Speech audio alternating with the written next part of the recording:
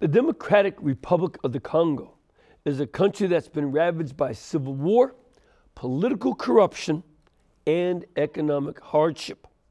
But in spite of all that, the Catholic faith is presenting a bright hope for the future of the Congolese people. We'll talk more about that tonight, so please stay with us.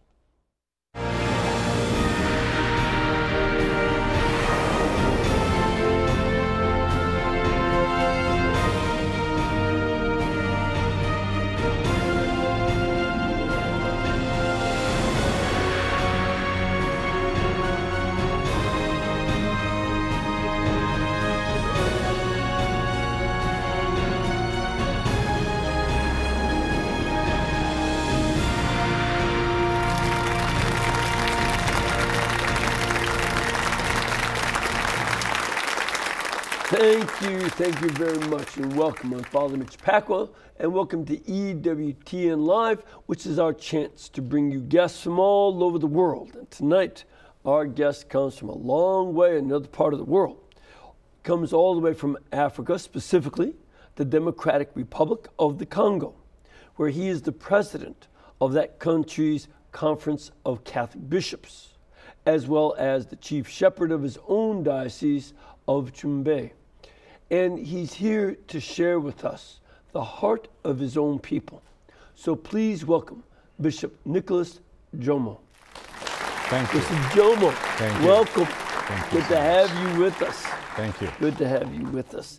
It's a long trip from your diocese, and not an easy one, is it? Is it?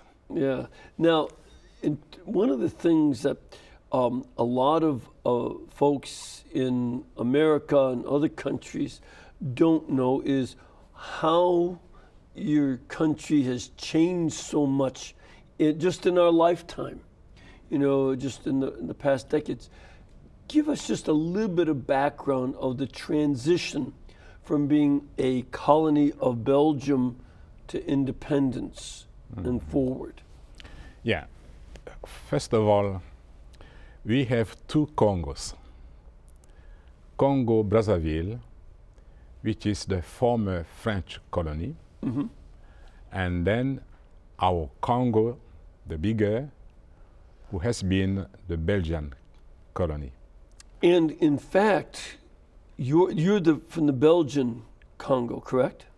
I'm from the former Belgium Congo.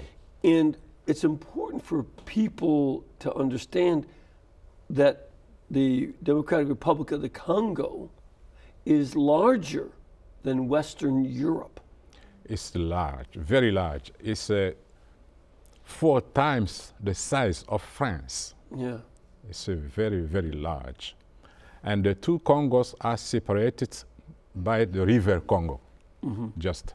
And the two capitals are face to face, Brazzaville and Kinshasa. So the governments can keep an eye on each other. Exactly. And maybe not bother their own people too much.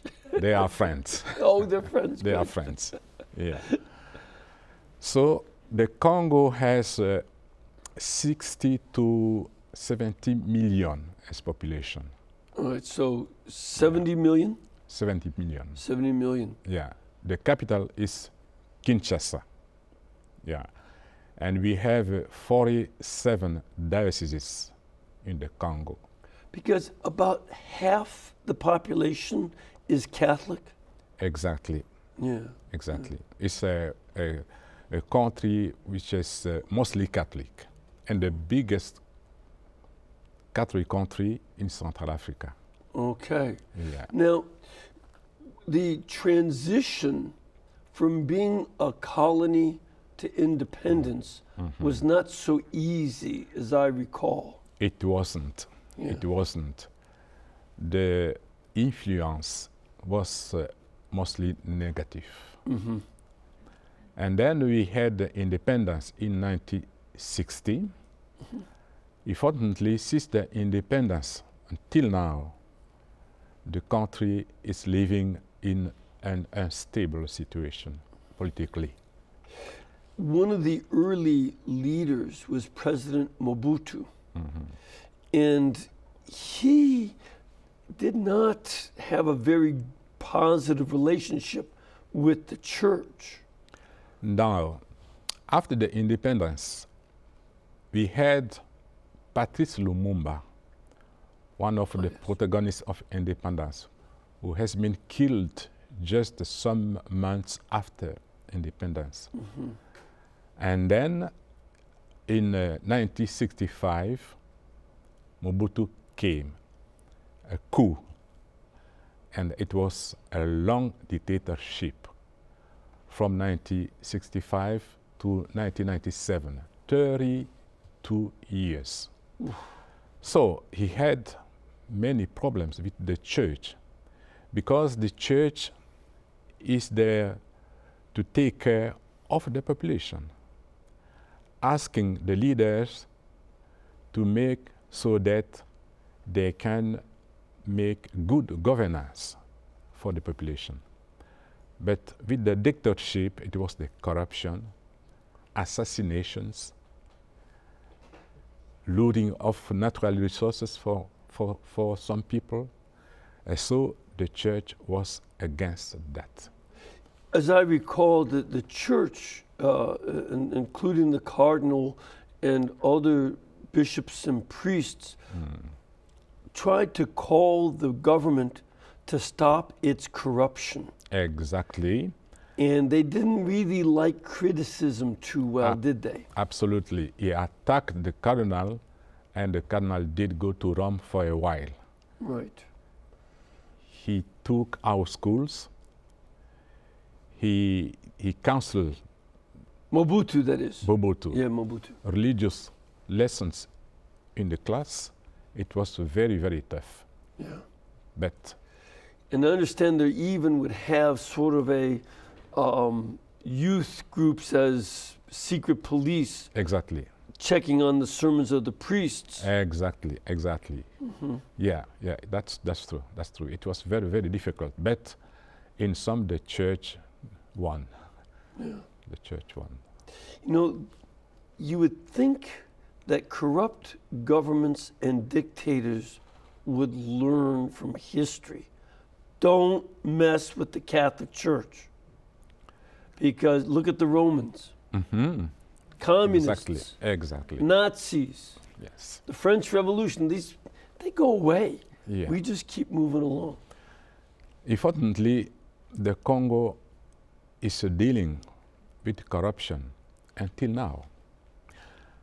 When Mobutu left, after 32 years of dictatorship, the Congo entered a long period of wars.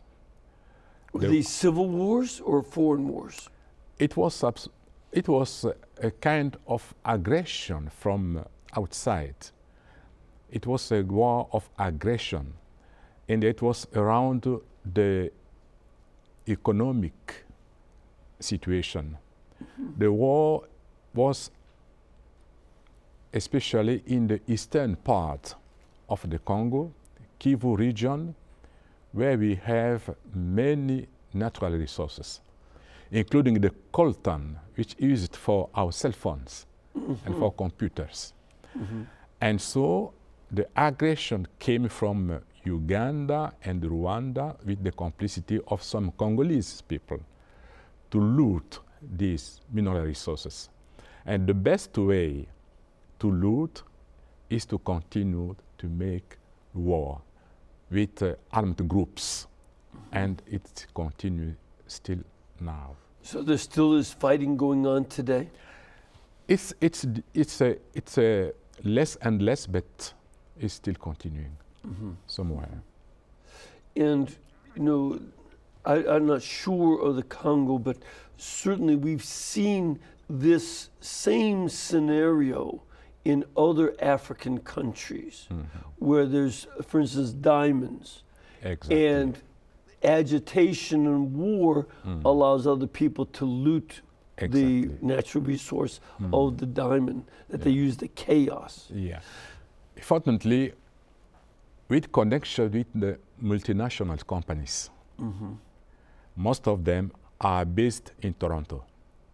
because the Canadian laws are very, very easy for them. And then it's very difficult to end that looting because the multinational companies are involved. Yes. And you know that the United States set a very good law, Dodd-Frank law. Dodd-Frank law is helping a lot our countries because the American companies has to show that the minerals they buy are not linked to the violence in the eastern part of the Congo. Is it true that you spoke to Congress? I went twice to the Congress. United States Congress. United States Congress to support that law. Yeah. Yeah, so the church yeah. would like to deal with the problems in the root causes. Yes. The root causes. Yes. Is the illegal exploitation of the minerals as the main cause of the war in the Congo. Because, of course, then the church is also dealing with the many victims. I mean, exactly. You have robbers over here, but yeah. children, women, they Yeah. have to flee the fighting. They have to flee the fighting, the rape. Women are raped because of the armed groups looting the mineral resources. The rape as a weapon to loot more and more. And to terrorize the population. So the church has to take care of the women, of the population displaced, of the many children, soldiers' children. That's and we have to take care of these people. See, and that's the same modus operandi in other countries. They use children as soldiers. They give them drugs. Yeah. They have no formation. No. And they engage in terrible violence. Terrible. It's all over these countries. They all do the same. Yeah, and all over the church is against that. Yeah. See, it's important to understand that in so many ways, the world keeps attacking the innocence of children. In some places, it's sexual exploitation. In other places, it's violent exploitation. Yeah. But both are demonic attacks on the innocence of children. Yeah. And the first victims are the women and the children. Yes. Everywhere. Yes. That's terrible. And the church is working to help these categories, the women and the church and the children, and the war everywhere is so bad for the vulnerable people. Exactly. Now, your diocese is very large, in territory. Yes. I think it's about the same size as the whole state of Alabama. Exactly. Yeah. Exactly. And it's not easy to get around. There aren't very good roads. My diocese is located just in the center of the Congo, and it's very isolated, remote. Over there, no running water, no electricity. The roads are very, very bad. It's rural. The population is very poor. And when I have to visit, for example, the parish which is located in the north, the farthest parish from the center where I'm living, it takes 3 days to get there. The first day on a car, a 4-drive wheel necessary, which is very costly. The second day on a river with a canoe. And the third day on a motorcycle. Even I am 71 on a motorcycle to reach the Fête Folle. It's very, very difficult. Yeah, very difficult. yeah. But you know, it's also a lot of adventure to be traveling in this way. This is not easy, comfortable travel. It's got, because much of it is very, not only rural, but somewhat wild. Wild too. Wild too. I mean, there are crocodiles in the canoe that are looking for dinner. Canoe, it's some hippopotamus. Yeah. We have some elephants too in my diocese. Is that right? A few lions. A few it's lions. Disappearing. Yeah, it's very, very wild. Very wild. Yeah. Now, the church in your diocese is doing as much as it can. And some of the areas, besides evangelization, the life of the sacraments, also education and medicine. What are you doing with those two areas? When I became bishop in 1997, it was between two wars. The population was needing everything. No medicines, nothing. As bishop, I went outside to Kinshasa to look for some medicine. 12 tons of medicine I brought to the diocese, distributing to the population during four months to give medications in the villages against malaria. And the church, the Catholic Church, was the only organization which was able to do that. Yeah. We bought salt for people, clothes, everything during 2 years. In that area, the government is I can say, a little bit absent. So the church is the only organization to take care of the population for education, for health care, even for infrastructures. I am building bridges, like did the bishops in the Middle Age. Yeah, that's why one of your nicknames is Pontifex, which means bridge builder. Yeah. Yeah. But it's, you know, this is something that, you know, again, a lot of folks don't appreciate. You know, we have a very strong infrastructure in America. Oh, wonderful. The government is everywhere, which is not always so wonderful. Yeah, but you know, we'd like a little more balance. But you end up being like Saint Augustine, who's administering so much more than just the sacraments. Yeah, exactly. We are involved in social economic development because we have to save the men, the women, the young people as image of God. So it's evangelization, taking care of people for their education, for their food, for medicines, for infrastructures, all this, like did the Christ himself. He commanded us to take care of people for everything, especially when they are very, very poor and when they are abandoned, particularly. Yeah. And certainly our Lord's words in Matthew 25:31 and following, that, you know, when he's hungry and sick and in prison and thirsty and naked, what you do to these poor people, you do to him. So our wish is that the government may be able to set up a system which takes care of the people. It's not our job. But when it's lacking, we have to do it. And Christ commanded it. Yeah, exactly. Yeah. And it's not as if the government dislikes your region. It's just they don't have the resources that much either. They not have resources. And sometimes it's because the countries are not so well run. Yes.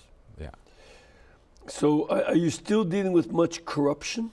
It's continuing. We are dealing with. And since 2008, we have a program in our bishops' conference to fight corruption in the country. Yeah. You know, this, you know, in some of our own areas where we've had a number, especially of cities, that have experienced a lot of corruption by the politicians. The people, even when they vote for the politician, when they support, the people still suffer quite a bit. It's not as if corruption is a crime with no victims. The poor suffer a lot from corruption. Exactly, exactly. Because with the corruption, the money is going outside or just in some pockets. And so the population stay very, very poor. Yeah. That's why.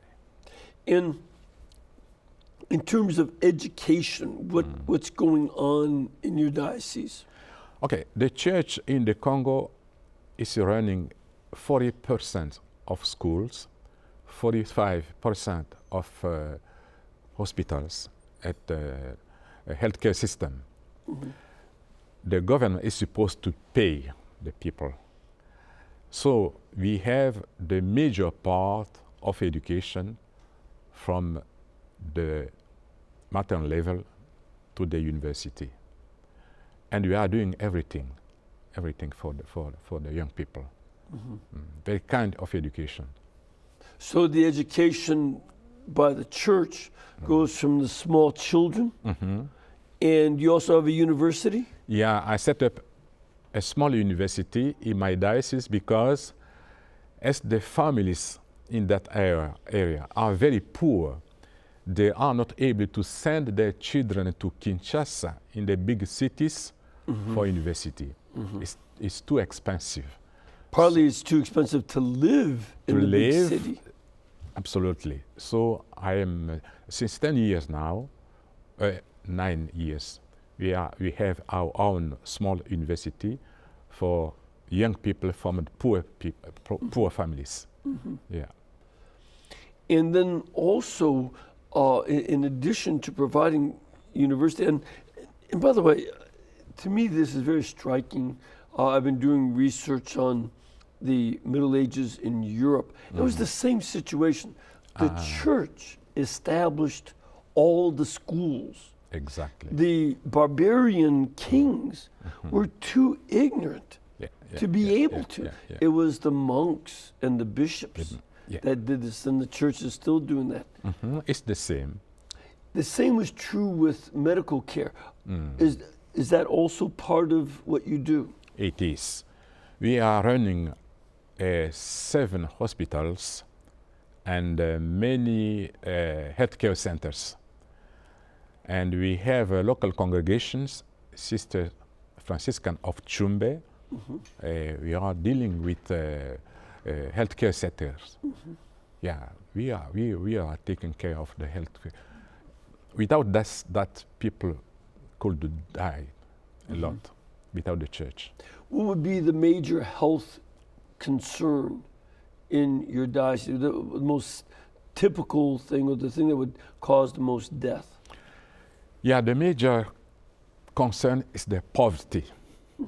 People are too poor. So no way to take care of their own health. No way to send kids to schools. No way to have clothing as for dignity. No way to get a house for their dignity. So the poverty is the major concern for the church and for them. Sure. So. But in terms of the healthcare, what do you make of, besides what the sisters are doing? Do you have any medical training going on? Yeah, the medical training is right now we are doing locally. Yeah, at our young university we have a school for medicine. Yeah, just to train, and we have other school to train nurses. Yeah, because we need to train people locally, and the government is supposed to pay the education, but sometimes they don't do it. Yeah. And the bishops had to find means to run these schools. One other area that is of interest, do you have, you mentioned that you have a local congregation of sisters, Franciscan Sisters of Chumbe. Yes. Are there many vocations to the sisterhood? Yes, we have vocation enough for sisterhood as well as for priesthood. Do you have your own diocese? I mean, your own seminary? Yeah, we have a seminary in my diocese, but it is a regional seminary for 8 dioceses. And myself, I have been rector of that seminary, and I built it. I built it during 14 years. Yeah, it's for 8 dioceses. Yeah, yeah. And so you're getting a number of young men who are interested in the priesthood then? Yeah, okay. Each year I have 3 to 4 new priests. Right now there are 121 priests, and mostly young. Oh, that's good. Yeah. That's good. Well, you're in a better position than a bishop I met over the summer. He has a diocese that would be about 8 times as big as yours. All right, Yeah. twice the size of Texas. Ooh. And he has 16 priests. Only. Yeah, so that's up in Alaska, which is a different Alaska. environment. Okay, than okay, yours. okay. Yeah. I see. You know, I see. so Yeah. you know when he, I still need missionaries. you still need You missionaries. can come. Oh, thanks. Why not? Yeah, that's what he said to me too. But it's and of course you have your own cathedral in your diocese of Chumbe. Yeah, my predecessor built a cathedral, but he got sick early and he didn't complete it. Oh, so Now I have to complete it. I need to build a sacristy, to put a pavement, and to build a tower for the bell. Oh, I see. Yeah, I see. yeah, that's absolutely necessary to complete the Sure. cathedral. So you build bridges, a seminary, and now Yeah. you're finishing off the cathedral. Yeah. Yeah. So this you're certainly a big builder in your diocese. It's necessary. We're going to take a little bit of a break, but before we do that, I want to give a little bit of information.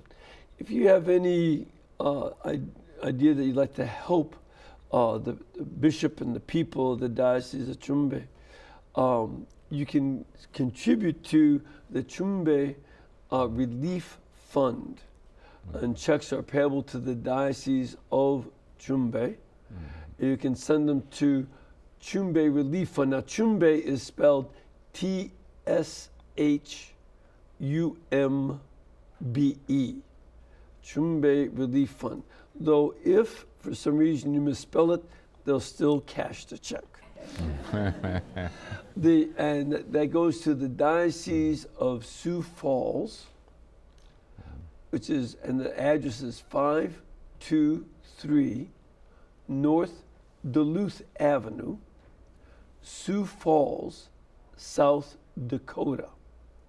And the zip code is 57104-2714.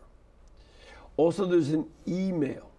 You can email K Bartman. So it's K-B-A-R-T-M-A-N, K Bartman at sfcatholic.org. And there's even a phone number here in the United States. It's a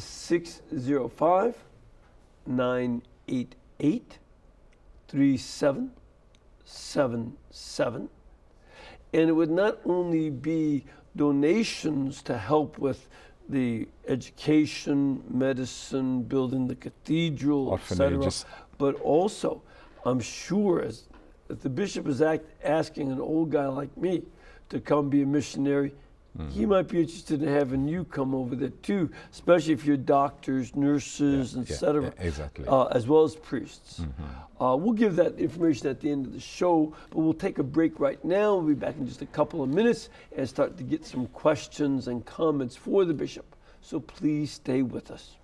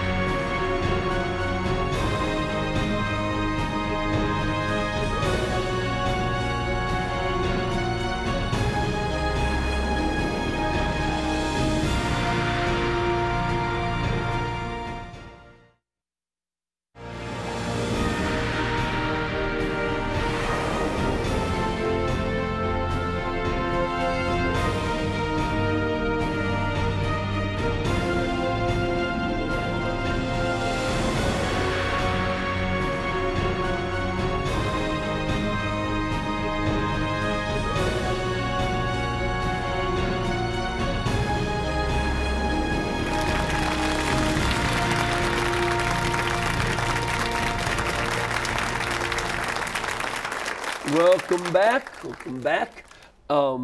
We first of all want to invite you, if you get a chance, to come down and join us here at EWTN.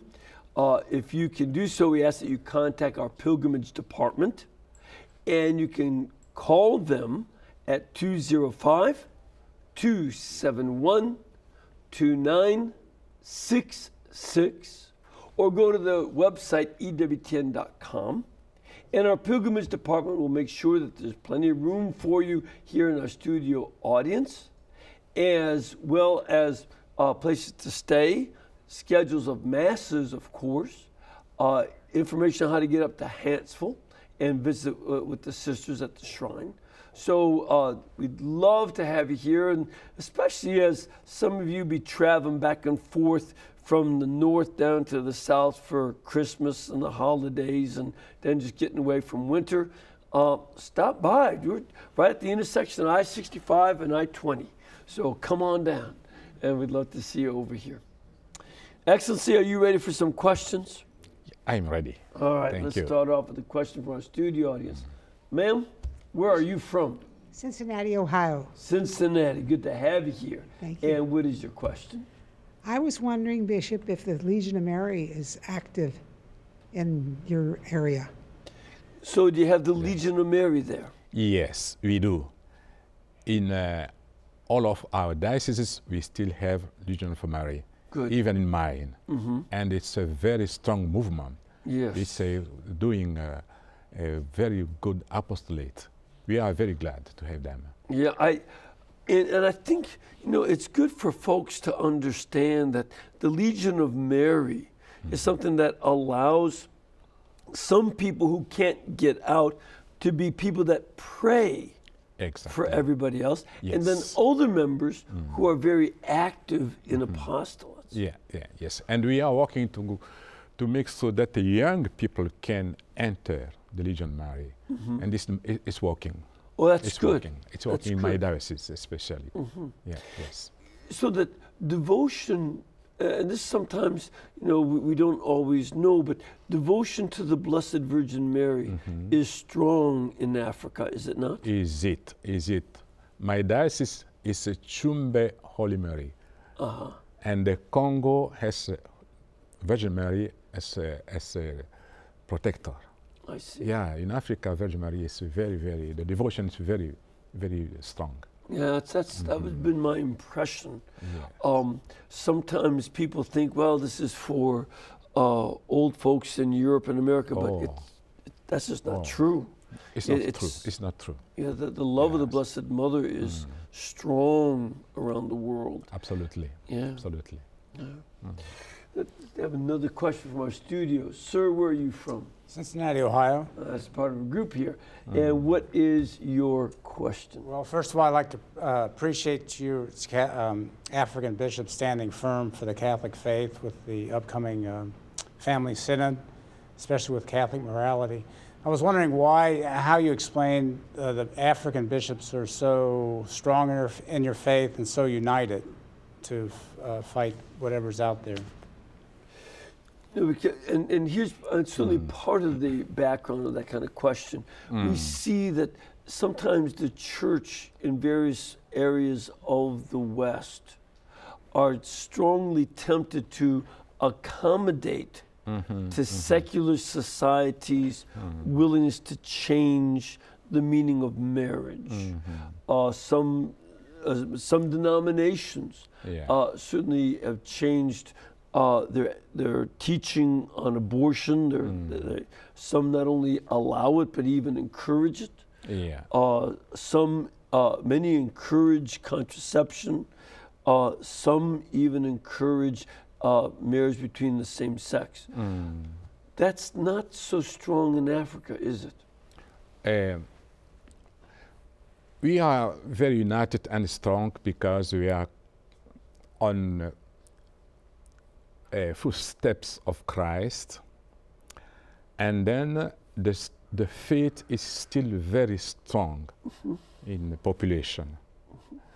We are not facing the same challenges than the bishops in Europe about issues like same-sex marriage or other kind of problem, the materialism. We have a population which is asking to know God, asking to be evangelized. So our challenges are very, very different. And also, again, this is just as foreigners' perspective, but it seems to me that because the government is not there to do things for you, not only is the church strongly involved, but you depend on your family. Exactly. That the family is very strong in maintaining support. Yes. So what we have to do is to help them to deep their faith, according to the marriage sacrament. What people need is to be accompanied to the sacrament only. So we are lucky so far to have people with a deep faith, and they are willing, they are asking us to do more and more to help them to become the very, very good Christians. And I would think that it would not be acceptable among, for instance, most of the Africans I've heard of who live in, especially in the rural areas, to be against having children is not the mentality. It's not the mentality. People who are willing to have children.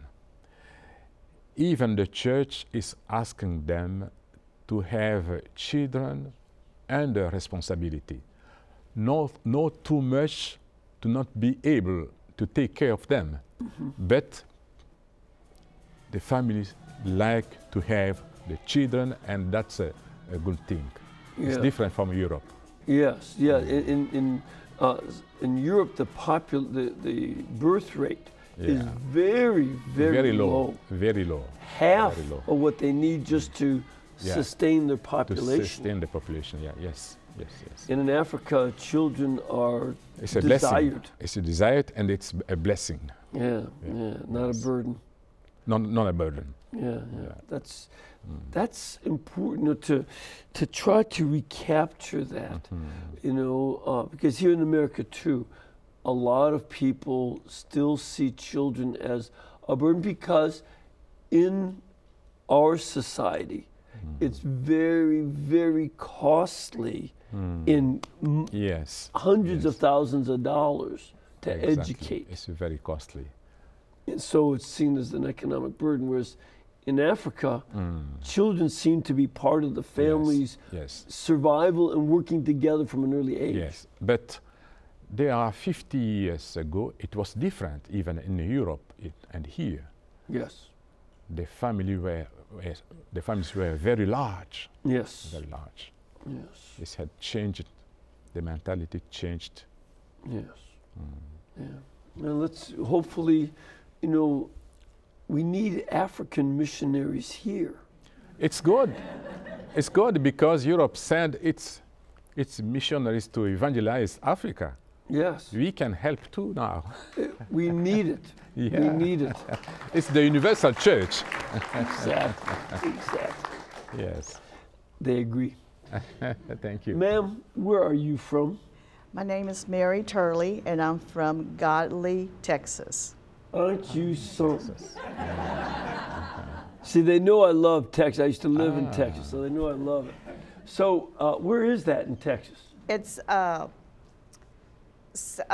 south of Fort Worth. Okay, all right, right. Now I got you. So, what is your question?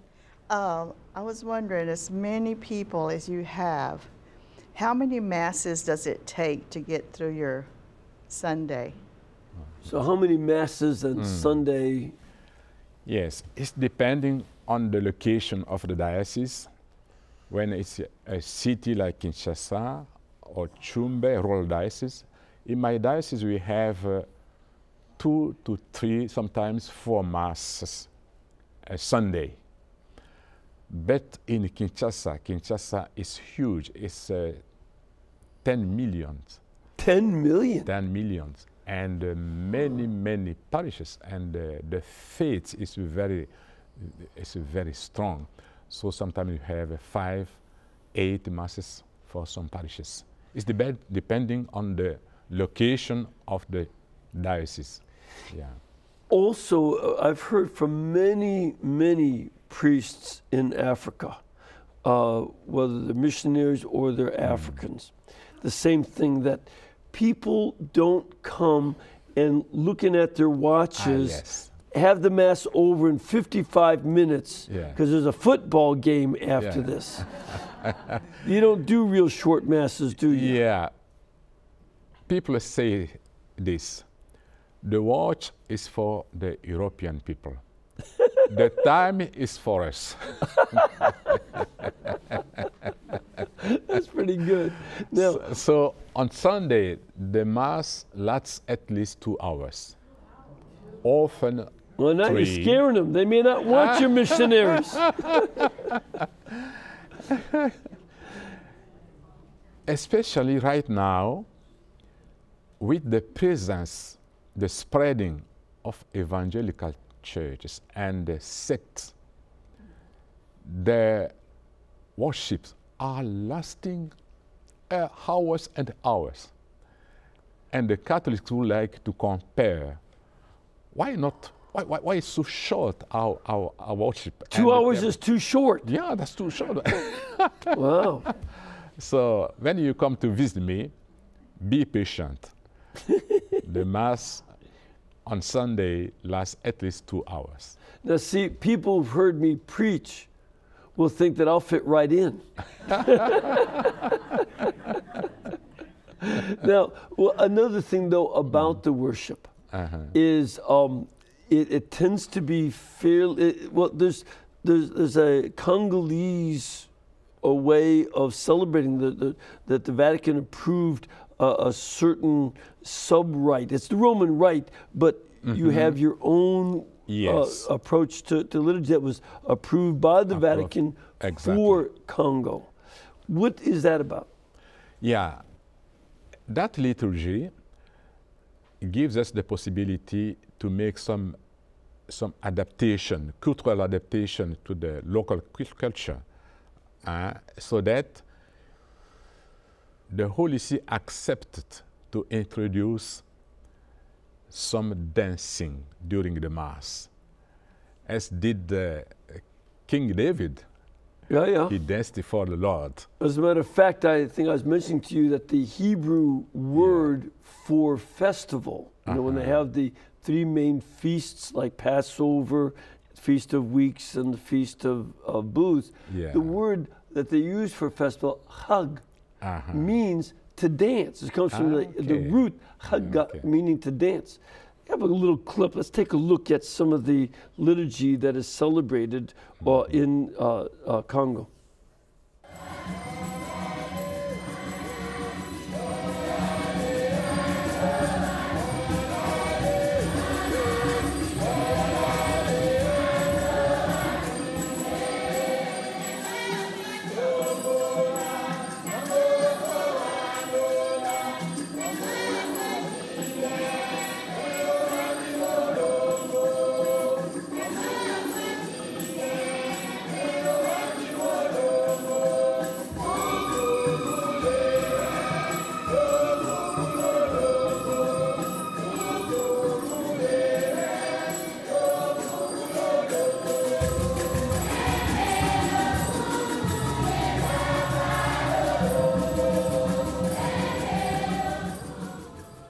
This is in my diocese. Yeah, see?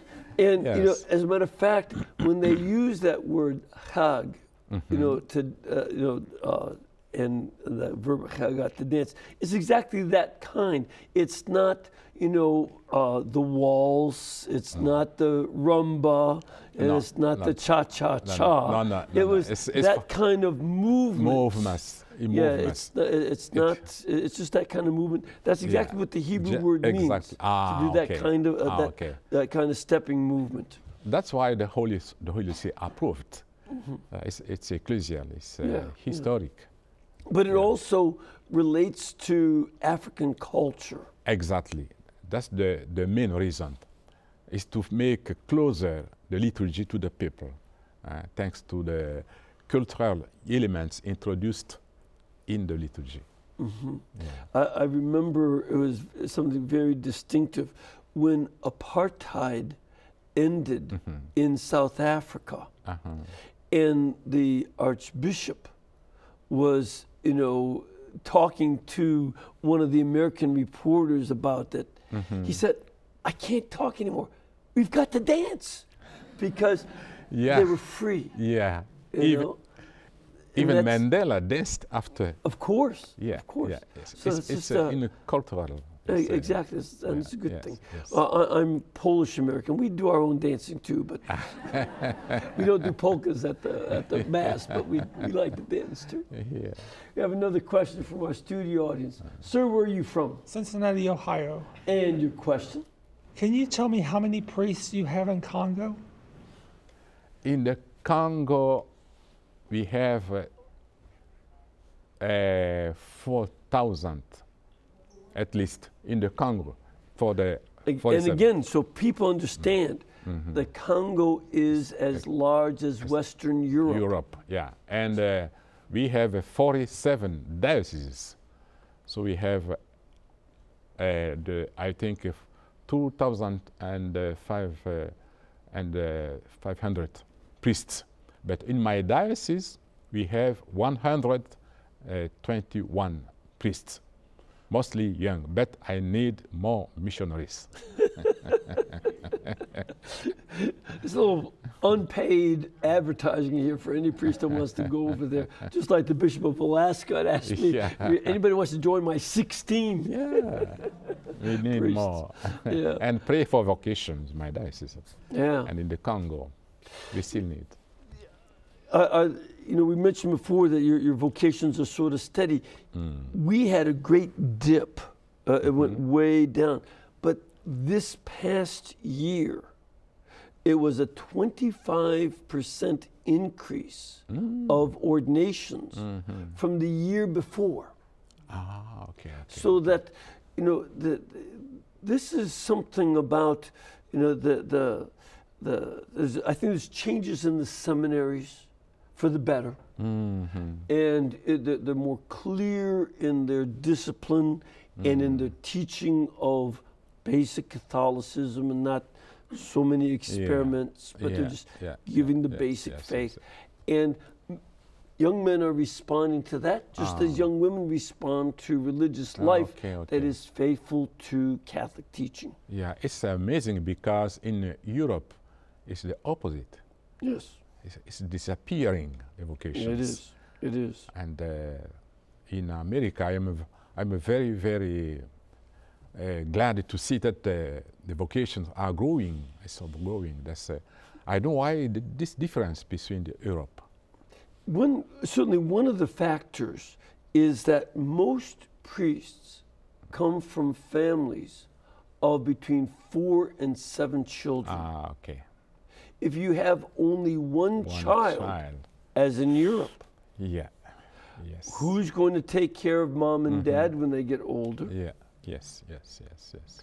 And you know, in many ways, they've contracepted or aborted even many of the vocations. Exactly. You know, they didn't get to be born. So that's one of the realities. Yeah. How big was your family?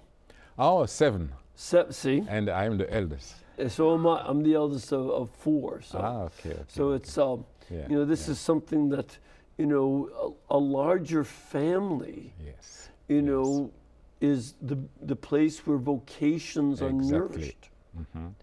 And there's a nourishment in the family for a love of the priesthood, a love of the church, and a willingness to say, if God calls you to this, you should follow that. God calls you to marriage, you should follow that. Yes. And the parents are accompanying the children. Exactly. Exactly. And again, it takes parents of faith who realize it's not what I want for my children. Yes. What does God wants. He gives the vocations to marriage and priesthood. Yes, exactly. You know, we have just a few minutes left. What do you see as the future for the church in Congo? I am very optimistic, but we are facing some challenges. The evangelical churches coming from the United States with a lot of money are attracting the poor people. Was our faithful, leaving us to go to this because they promise miracle to get the job, to get money. Fortunately, some of them come back. So we have to do so that our new methods can keep our people and make them disciples of Christ for others. The evangelical church from United States have radios and TV stations throughout the country. So the Catholic Church, we have to use the same methods to face that challenge. To use the media to get the faith out. Yeah, that's the first challenge. The second one is to combat the corruption, try to help the leaders to make the country more the good governance, so that the people can get jobs, can work, can make money, because the poverty is a bad thing for the church. Sure. Well, again, I'd like to inform people that if they would like to contribute to the Chumbe Relief Fund, you can make your checks payable to the Diocese of Chumbe, and you can send them to Chumbe Relief Fund, and that's spelled T-S-H-U-M-B-E, but pronounced Chumbe Relief Fund. That goes to the Diocese of Sioux Falls, 523 North Duluth Avenue, Sioux Falls, South Dakota, SD. And it's 57104-2714 is the zip code. Excellency, thank you very much for being with us today. And if you would join me in giving a blessing to our audience, let's do that now. Thank you Almighty very God much. bless you and keep you and cause his face to shine upon you, the Father, the Son, and the Holy Spirit. Amen. And you know, Thank we you. can bring you Bishop Thank you very Chumbe, Bishop much. Djomo. Bishop Djomo can come here and have our other guests only because you make it possible by your generosity. You've been generous to us. You're generous to many of our guests. And we just ask you that you do keep us in between your gas bill, electric bill, and cable bill, because that's the only way that we can pay all of our bills. And who knows, maybe this signal will eventually get over to the Diocese of Chumbe. God bless you and take care. Thank you.